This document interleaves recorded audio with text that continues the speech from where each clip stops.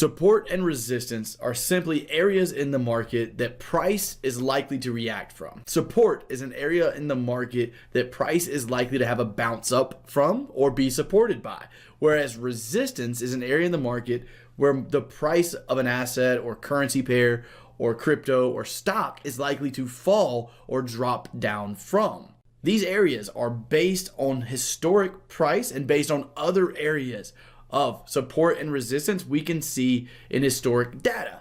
And those are based on the decisions of all other market participants. We're not going to dive into the psychology of support and resistance in this beginner video, but these areas of support and resistance are useful for three main reasons. You can use them to spot possible reversals.